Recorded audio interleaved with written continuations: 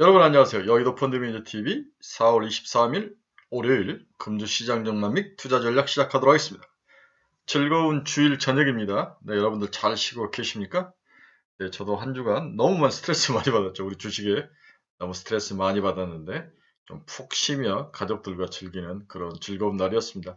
날이 너무 좋은 것 같아요. 저는 이제 모처럼 스포츠 관람도 한번 했는데 프로축구 이제 FC 서울하고 삼성하고 하는 걸 한번 구경 갔는데 오랜만에 구경 갔던 것 같아요. 참 재밌었던 그 응원의 열기. 하필이면 좌석을 잘못 잡아가지고 삼성 수원 서포터스 옆에 앉았는데 졌어요 삼성이. 아 그래 막 뒤에 욕하고 막 근데 즐거웠습니다. 에너지. 충분한 에너지를 느껴왔다. 즐거운 토요일이었습니다. 일요일은 막 오늘 새벽부터 일어나서 이제 시장 보고 또 내일부터 시작될 월요일을 대체 어떻게 극복할지 여러 생각들을 보면서 정리해서 여러분들과 함께 나누는 그런 의미 있는 시간을 가졌습니다. 오늘 좀 차분하니 공부하는 그런 날이었으니까 제 생각을 잘 정리해서 여러분과 함께 나누기를 원합니다. 역시 이제 시장 외교 리스크 극복 여부가 굉장히 중요한 하루이다. 외교 리스크. 이제 윤석열 정부가 이제 26일인가? 다음 내일인가 이제 떠나는데 미국으로 떠나는데 떠나기 전에 상당히 의도적인 저는 굉장히 의도적이었다 그러는데 의도적으로 강한 발언을 해서 미국 쪽에서 뭔가를 얻어오려는 노력을 하는데 이번이 굉장히 중요한 방미인 것 같아요. 이번에도 만약에 뭔가 선물 보따리가 약하거나 틀에 빠지거나 그 다음에 틀에 박히거나 아니면 뭔가를 얻어오지 못한다면 굉장히 향후에 정치 그 프로세스나 이런 데도 어려움이 있지 않을까 그런 생각을 해봐서 중요한 그러한 시기이고 그런 한 주인 것 같습니다.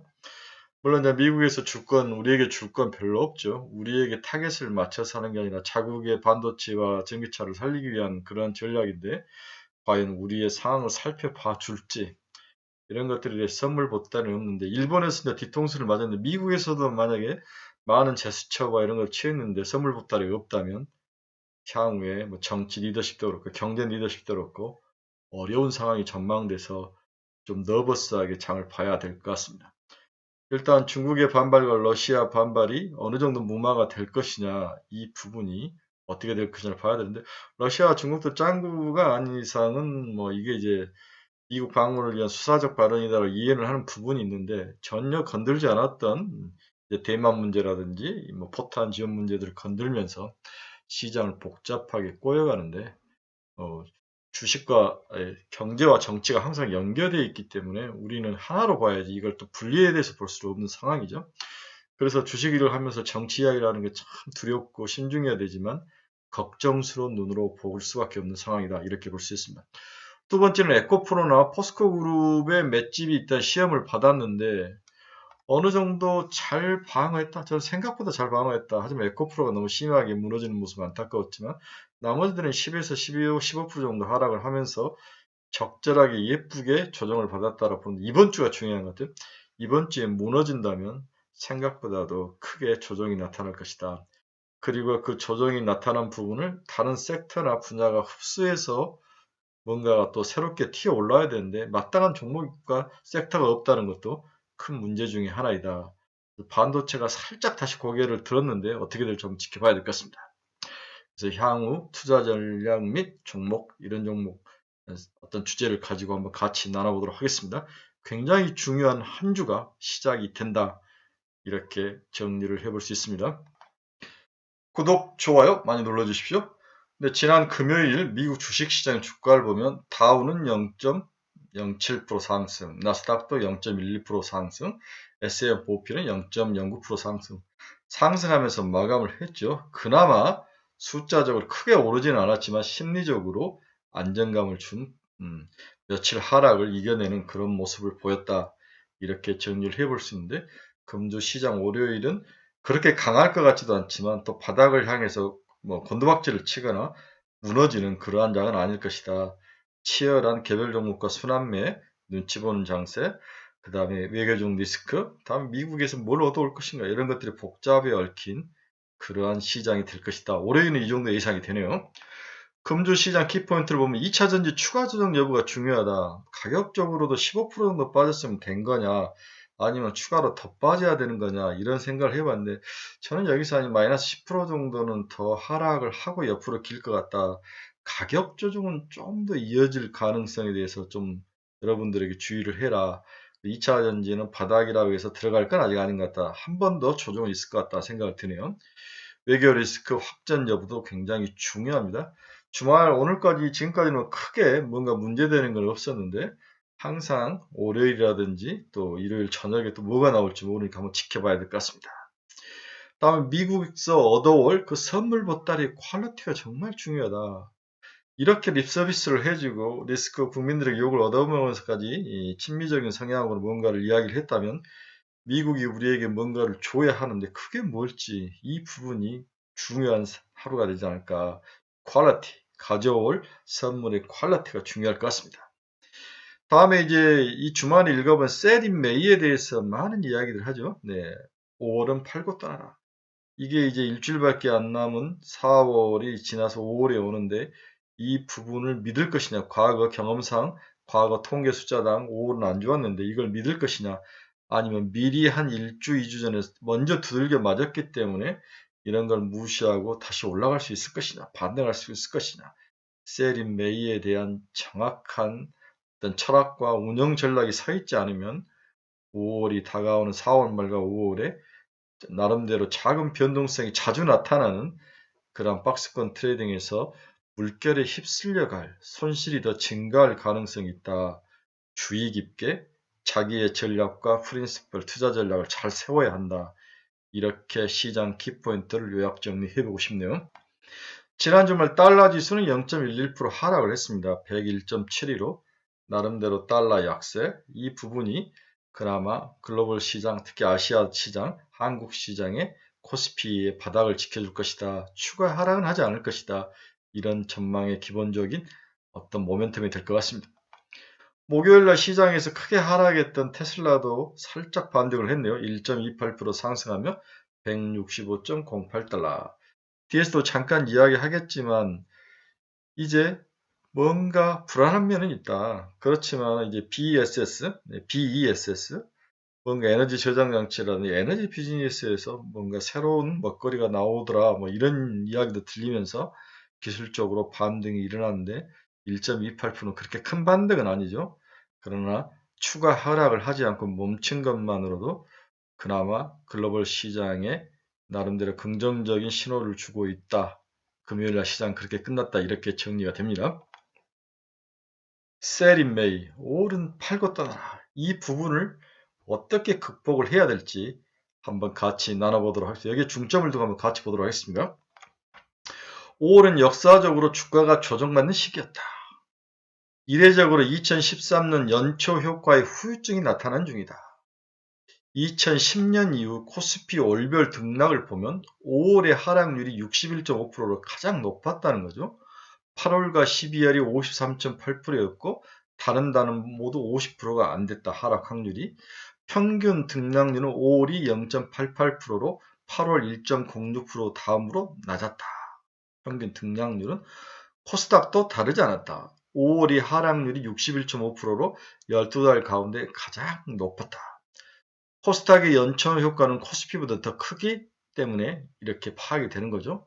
코스닥에서 1월에서 4월 하락률은 30.3%로 코스피 37.5%보다 낮았다. 그러니까 1월부터 4월까지는 주로 코스닥이 많이 오르고 그 다음에 5월에는 코스닥이 많이 빠지는 그런 모습.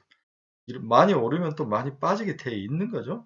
그래서 다시 정리해보면 5월은 역사적으로 수익률이 좋지 않았다. 이 부분이 계속 셀인 메이를 시장에 달고 다니게 만드는 그러한 수치적인 기본 바탕이 되는 거죠. 이러한 계절성은 올해도 반복이 되는 중이다. 벌써 4월 중하순에 나타나죠. 4월 21일까 올 평균 등락률은 코스피는 3.6% 플러스 코스닥 플러스 7.6%였다. 지난 12년 평균보다 훨씬 높다는 게 오히려 이제 문제로 작용을 하죠. 산이 높으면 골이 깊을 수 있기 때문에 이런 것들을 어떤 불안한 요소로 보고 5월에 셀인 메이 팔고 떠나라 이런 부분을 강조한 리포트들이 많이 나오고 있습니다. 코스닥은 이례적이라는 표현이 어울린다. 2013년 5월 주식시장은 과연 부진할 것인가? 시장은 그럴 것이라고 생각 중이다. 5월까지 6거래일 남겨두고 있는데 지금부터 주식을 줄이고 위험 관리에 집중할 필요가 있다고 보여진다. 이렇게 셀인 메일을 외치는 애널리스트들이 많이 나오기 시작을 했습니다. 하지만 결론적으로 모두 다 셀인 메이 한다면 결국 그러한 시장은 오지 않는 것도 하나의 글로벌 시장의 자본시장의 법칙이죠. 그래서 긍정적인 요인과 부정적인 요인이 막 섞여 있는 5월이다. 이렇게 요약 정리가 될 것 같습니다. 자, 코스피 5월 하락률 1년 중에 가장 높았다. 61.5%를 가장 높았죠. 다음에 8월이 높고 12월이 높고 작년 10월부터 떠 터져서 46점이 높은 달이 5월, 6월, 8월, 10월, 12월 그렇죠. 평균 등락률도 전부 마이너스 쪽으로 해서 주가가 빠지는 모습이 나타났다. 역사적으로 그랬다는 거죠. 근데 우리는 이제 늘 선반영될 가능성을 많이 생각하죠. 네, 과거의 수치가 그랬다고 꼭 그런 건 아니다. 올해처럼 셀인 메이에 대해서 4월 중순부터 떠는 리포트가 많이 나오는데도 흔치 않다. 그래서 미리 선반영되는 케이스, 그리고 양극재가 너무 많이 올랐기 때문에 조정이 나타나면서 셀인 메이에 대한 두려움이 있는데, 그렇다면 오히려 4월 중순, 하순, 5월 초 이렇게 3주 동안 선반영이 되고 그 다음에 실적 반등으로 올라올 확률, 이러한 것도 자본주의 속성이니까 우리가 그렇게 또 두려워할 필요는 없다. 미리 얻어맞고 있는 게 아니냐 지금 그렇게 볼 수도 있습니다. 셀인 메이의 첫 번째 요인은 왜 5월에 떠나야 하느냐. 너무 과거의 그 계절적 그 등락률을 봤더니 5월이 안 좋더라. 이 이야기를 하는 게 첫 번째 요인.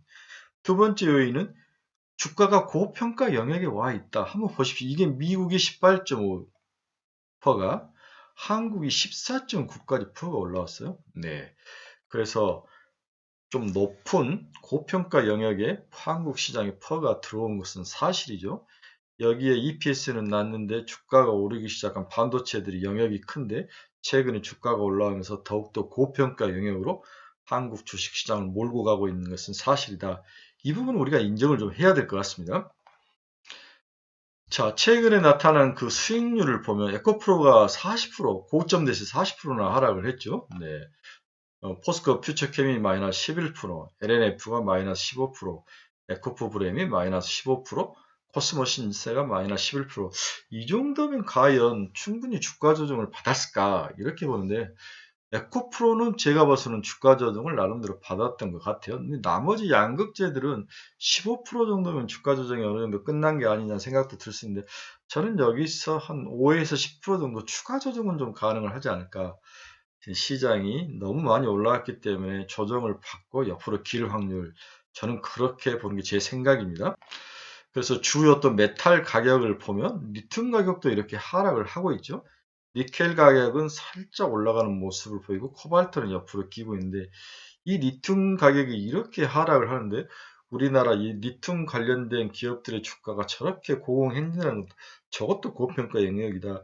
리튬 가격에 연동돼서 또한 양극재 가격을 올릴 수 있는, 또 바인드 계약을 할 수 있는 우리나라의 양극재 기업들의 갑의 위치, 이 부분이 크게 반영이 됐고, 또한 뭐 장외시장에서 뭐 박모모 이사가 뭐 크게 이거 사야 된다라고 아주 강력하게 부르짖는 바이어스, 밈 주식화되는 이 모습, 이러한 바이어스들이 시장에 두들겨 맞으면서 조정 속으로 들어왔는데, 추가로 조정을 받을 것이냐 아니면 여기서 멈출 것이냐는 좀 생각을 해봐야 되겠지만, 개인적으로는 살짝 더 추가 조정은 필요하다, 이렇게 개인적으로 보고 있습니다.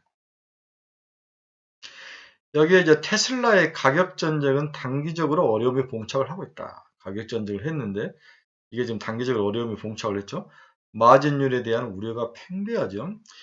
1분기 생산량이 판매량 대비 1.8만 대가 많다. 재고일수가 늘어나는 거죠. 15일로 플러스 12일이나 재고가 늘어나는 점에서 추가 가격 인하를 통한 판매량 증가가 필요한 시기이다. 원재료 가격도 하락을 했다. 오스틴, 베를린 신공장, 램프업 등 장기적으로 마진율 개선의 여지는 많지만 시기가 불확실하다는 게 문제이다. 오스틴과 베를린 공장이 램프업을 했다는 것은 가동률을 늘렸다는 건데, 이런 것들이 늘어나면은 일어나는데, 일단은 가격을 인하하는 것과 고정 비용이 하락하고 수익률이 주는데 시차가 좀 발생할 수 있다, 이렇게 봐야 되는 거죠. 펀더멘털 개선보다는 가격 인하를 중단하거나 여전히 경쟁사 대비 높은 마진율이 부각을 되고 있고 3분기 말 사이버트럭 배송 이벤트에서 공개될 사이버트럭의 가격 및 스펙이 주가 반등의 포인트로 작용할 것으로 기대를 하고 있다. 따라서 한두 번 더 168달러까지 왔으니까 160, 150달러 정도 보면 다시 사자가 들어올 것 같다. 거기가 바닥 정도로 되는 게 아닌가. 그래서 바닥이 7분 능선 무릎 밑으로 내려와 있는 것은 확실한 것 같다. 그래서 너무 걱정할 필요는 없다. 또 이런 생각도 해보게 되는 거죠. 이제 최근 보면 참고로 실적 발표에서 우리가 관심을 가져야 할 분야가 하나 더 생기는데 그게 ESS 비즈니스 파트다. 그렇죠? 네, ESS가 뭡니까? 에너지 저장 장치를 말하는 거죠. BESS 판매량 360% 증가를 하고 있는 모습이 1분기 실적 발표에서 나타났다는 거죠. 하반기에 더 판매가 이루어질 것 같다. 그래서 에너지부 실적은 매출액 15.3달러, GPM은 11%를 기록을 했다. BESS 판매량이 3.9기가와트로 크게 증가 중에 있다. 새로운 먹거리를 우리가 장이 끝나고 본 거죠. 테슬라는 BESS 성장성이 전기차 사업을 능가할 거로 전망을 하고 있다. 굉장히 중요한 포인트가 나오네요. 이게 시장에 어필을 한다면 바닥을 치고 올라올 것이다. 지난 1일 공개한 테슬라 마스터 플랜 3에 따르면 탄소 중립 달성을 위해 필요한 연간 BES 생산 캐파는 2310기가와트이다. 현재 테슬라는 미국과 중국에서 BES 생산 공장을 각각 40기가와트 건설 중이며 합산한 매출액은 300억에서 400억 달러로 추정이 되고 있다. 글로벌 BES 누적 설치량은 2021년 50기가와트, 2030년은 1194기가와트로 성장할 전망이며 새로운 먹거리가 이 시장에 있는 거죠. 미국 연간 설치량은 2022년 4.1기가와트, 26년 8.6기가와트로 지속적으로 성장이 전망되는 새로운 먹거리 분야이다. 이렇게 정리가 될 수 있습니다. 이 분야를 테슬라가 공략을 하고 이러한 가치가 시장에 다시 부각이 된다면 테슬라의 주가는 반등할 확률이 높아 보인다. 이렇게 볼 수 있네요. 그래서 에너지 부분 실적이 이렇게 올라가고 있고 태양광과 BES 판매량이 계속 늘어나는 그러한 모습, 이러한 모습이 이 BESS는 굉장히 크게 많이 실적이 증가하고 있죠. 판매량이 이 분야에 대한 가치 평가가 시장에 반드시 일어날 것이다. 이렇게 봐야 될 것 같습니다. 따라서 테슬라 주가 하락으로 인한 추가 양극재 전기차 관련 하락은 어느 정도 마무리는 돼가고 있다. 하지만 너무 크게 오른 그 관성이 있기 때문에 하락 때도 관성이 생각보다 더 많이 나타날 것 같다. 문제는 이 양극재를 씹어먹을 새로운 섹터가 나타나야 되는데 그 섹터가 크게 나타나지 않는다면 하락률은 생각보다 빨리 멈출 확률이 있고 더 멋지고 매력적인 섹터가 나타난다면 개인으로 이루어진 밈 주식화된 테슬라 2차전지 관련된 에코프로 형제들과 포스코 형제들의 가격 하락은 좀 더 나타날 것이다. 개인들은 견디지 못합니다. 개인들은 주가가 하락하면 견디지 못해요. 그리고 신용융자도 많기 때문에 추가 신용융자 물량이 추가로 쏟아지면 여기서는 5%만 더 빠지면 또 하락을 부르는 안타까운 시장의 모습도 전망이 됩니다. 그래서 이제 밸런스를 맞춰가야 되는데 일단 테슬라가 안정을 찾아야 되고 양극재 이외의 새로운 대안이 시장에서 그렇게 크지 않아야 된다. 이러한 것들이 시장에 나타나야 될 것 같습니다. 세린메이의 세 번째 이유는 고객 애타크가 신용장가가 맥스에 도달했다. 이 부분은 여러분들이 많이 들어봤죠? 신용장고 약 20조에 도달을 했습니다. 여러분 20조에 도달을 하면서 20조 이상에서는 너무 과하다. 신용장고. 최근에 한투증권도 그렇고 이제 신용을 줄이죠. 리스크 있다고 생각해서 리스크 관리해서 신용을 더 이상 주지 않는데 이렇다면 시장에 공급되는 수급이 줄기 때문에 더 추가로 상승하기에는 좀 리스크가 있다. 그 다음에 여기서 계속 가격이 빠지고 신용을 많이 빌려서 샀던 종목들이 추가로 빠진다면 신용의 물량이 쏟아질 확률, 그렇죠? 네, 이런 반대 매매에 대한 두려움도 좀 있기 때문에 이번 주가 중요한 투자 어떤 키포인트다, 중요한 시기이다, 이렇게 볼 수가 있습니다. 그 다음에 세린 메이어 원인은 정치적 리스크를 말하지 않아도 되죠. 윤석열 대통령이 미국 가는데 뭘 들고 올 것이냐.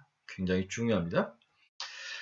자, 다섯 번째는 웬만해서는 추후에 금리 인하가 없을 가능성. 그렇죠? 네, 이 부분 경기가 생각보다 꺾이지 않고 또한 인플레이션이 생각보다 꺾이지 않기 때문에 추가로 금리 인하에 대한 가능성이 사라진다면 5월에 고평가돼 4월까지 고평가되어 있던 주가에 대한 조정은 나타날 확률, 이 부분을 우리가 두려워하는 거죠. 최근에 마일드 리세션이라는 단어를 참 많이 쓰네요. 완만한 리세션. 그렇다면 기준금리 인하는 없죠. 네, 그럼 기준금리 인하는 상당히 올해 안에 기대하기 힘듭니다. 지금 우리가 1월부터 4월까지 주가가 크게 올라왔다는 것은 향후에 금리가 어느 정도 멈추고 올해 한두 번 정도 금리 인하가 있을 것 같고 경기를 살리기 위해서 적극적인 대책들이 나올 것이다. 이런 가능성이 있었는데 마일드 리세션이 시장의 자리를 잡는다면 이러한 꿈들은 좀 사라질 것이고 조정이 미리 나타날 확률, 5월에 나타날 확률, 이것도 셀인 메이의 원인 중에 하나다. 이렇게 볼 수 있습니다. 유럽의 코어 물가 상승률이 확대되고 있죠. 유로존 코어 물가 상승률이 올라가죠. 내려가지는 않고. 네. 명목상 물가는 많이 빠지는데 실제적으로 중요한 코어 물가는 빠지지 않고 있습니다. 미국의 코어 물가 상승률도 더 심하게 빠지지 않고 이제 살짝 옆에서 기어 올라오는 모습.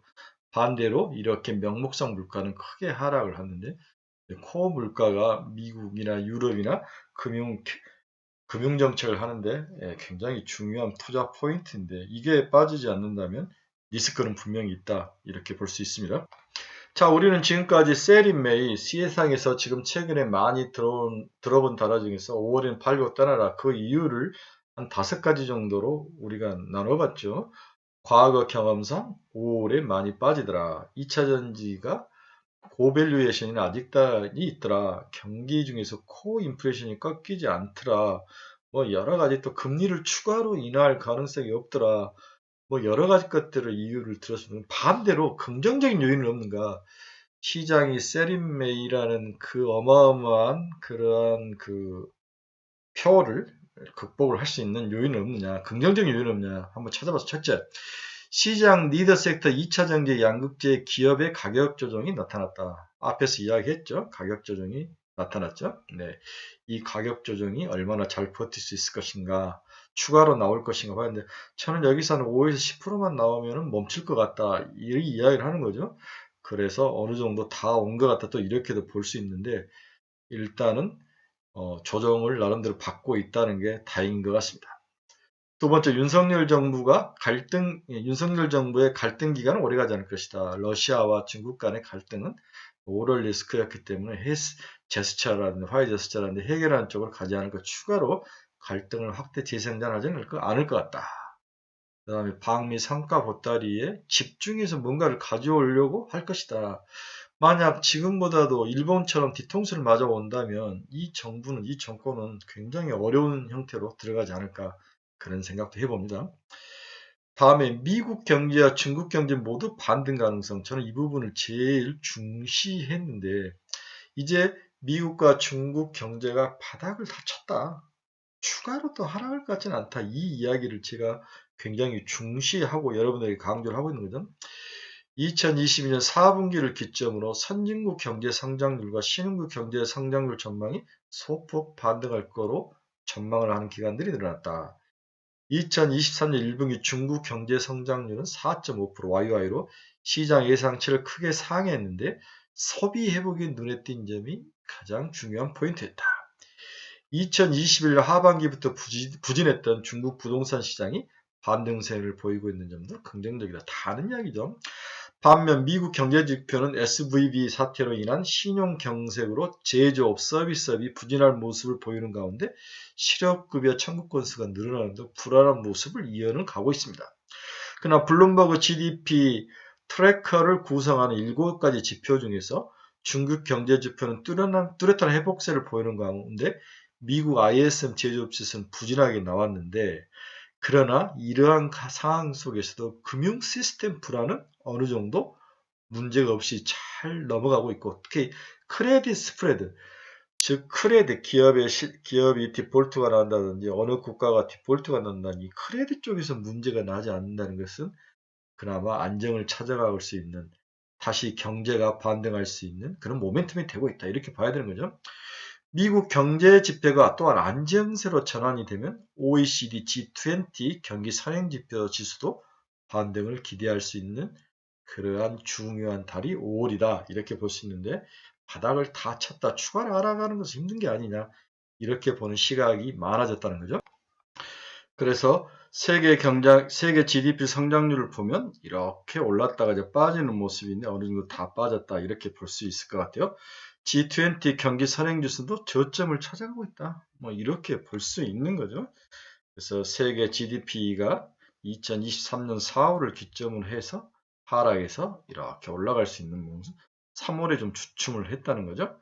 이러한 것들을 보면 어느 정도 하락이 멈추는 상황, 추가로 하락하는 것보다는 어느 정도 옆으로 기면서 에너지를 축적할 가능성, 하락만 하지 않아도 방향성이 전환만 되더라도 주식시장에는 긍정적이다. 이렇게 볼 수 있습니다. 다섯 번째로 긍정적 요인은 기업의 실적 반등 가능성도 존재한다. 방향은 이익 개선을 맞는다. 방향은 이익 개선 쪽으로 가는 게 맞다. S&P 500 12개월 선형 EPS는 이미 저점을 통과했다. 향후 마진 개선에 따른 추가 상승이 예상이 되고 있다. 미국 ISM 제조업 지수가 45 이하였던 국면에서 S&P 500 12개월 선형 EPS 그로스는 하락을 했다. 하지만 현재 미국의 제조업 비중이 11%밖에 되지 않기 때문에 제조업 둔화가 S&P 500 기업 이익에 미치는 영향은 시간이 갈수록 감소를 하고 있다. 코스피 EPS도 바텀 라인을 형성 중이다. 바닥이 다 왔다. 주가 지수가 어닝의 완연한 턴라운드보다도 바텀라인 형성에 먼저 반응한다는 사실도 중요한 투자 포인트다. 바텀라인 바닥에 멈춰서 더 빠지지 않고 견뎌주는 것도 주가 지수 상승을 방향성을 바꾸는데 굉장히 중요한 역할을 한다는 그런 의미죠. 반도를 제외하면 어닝 서프라이즈를 기록 중에 있다. 향후 이익 개선 방향성은 확실히 우상향이다. 이렇게 우리가 이해를 해볼 수 있네요.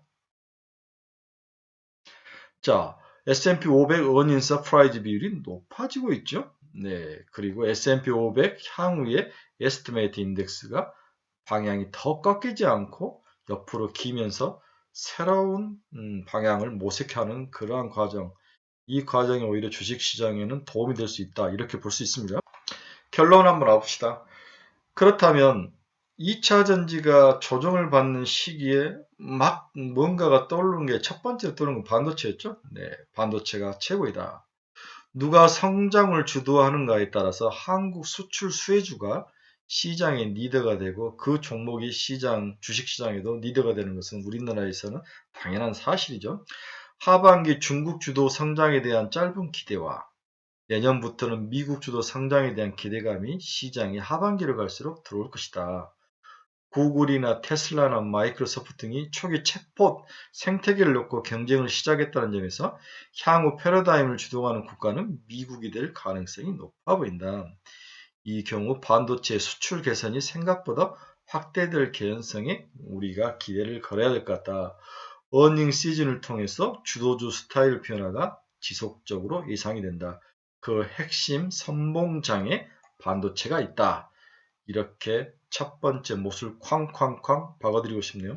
중국 리오프니도 살짝 올라가다가 중국과 저 관계가 틀어졌는데 중국과의 관계는 생각보다 오래갈 확률이 높아 보이기 때문에 일단은 좀 뭐랄까 좀 지워야 되는데 또 관계 개선이라는 게 국가가 또 서로 화해하고 뭐 이렇게 하면 또 반등해서 올라올 확률이 있는데 일단은 중국 리오픈주는 좀 퀘션 마크를 붙여야 될 것 같습니다. 그래서 2차 전지에 쏠렸던 수급을 가져올 만한 것은 반도체다. 그런데 반도체가 뭔가 더 화끈하고 매력적이고 강력한 모멘텀이 필요한데 그게 없다면 다시 양극재 이렇게 해서 주가가 너무 하락한 부분에서 기술적 반등으로 돈이 다시 쏠려 들어갈 역쏠림도 한번 생각을 해봐야 되는 게 아니냐. 따라서 이번 주에 반도체가 얼마나 잘 튼튼하게 버티고 2차 전지 쪽에서 돈을 뺏어올 것인가 이 싸움이다. 이렇게 시장을 볼 수 있네요. 그거 이외에도 바닥에 있는 조선 그리고 현재 가장 크게 상승 섹터 중에 하나는 기계 그 다음에 이 아사라장에서 전쟁의 위험과 러시아 위험들을 타개할 수 있는 방산 이 정도가 알파로 반도체 플러스 알파의 한 영역으로 섹터로 우리가 추천할 만하다. 이렇게 정리를 해볼 수 있습니다. 자, 오늘은 셀인 메이에 대한 원인, 뭐가 셀인 메이일까? 또한 거기에 대한 반대로 시장이 셀인 메이가 한 2, 3주 정도 먼저 선반영이 되고 그 다음에 기술적 반등으로 돌아설 요인도 있다. 그에 대한 원인은 뭐냐? 이런 부분을 좀 주저주저 나눠서 설명을 했습니다. 제가 저희 카페에 금주 추천 종목 5종목을 올려놨습니다. 그래서 관심 있으신 분들, 그리고 주식시장의 방향성이 고민되시는 분들, 두 번째 자기가 가지고 있는 종목이 고민되신 분들은 저희 카페로 오셔서 저랑 함께 공부를 하시길 원합니다. 네, 즐거운 일요일 저녁입니다. 너무 고민하지 마시고 또 월요일 또 새로운 태양은 뜨고 글로벌 시장의 여러 컴플렉션은 또 해결이 되는 것 같고 우리나라 주식시장은 먼저 두들겨 맞고 또 먼저 올라가고 항상 글로벌 시장의 리더 역할을 하니까 이번 주에 또한 양극재들이 반등할 가능성도 있어 보입니다. 좀 희망을 가지고 잘 견디는 그러한 하루가 됐으면 한 주가 됐으면 좋을 것 같습니다. 여러분 장시간 고생하셨습니다. 내일 뵙겠습니다. 감사합니다.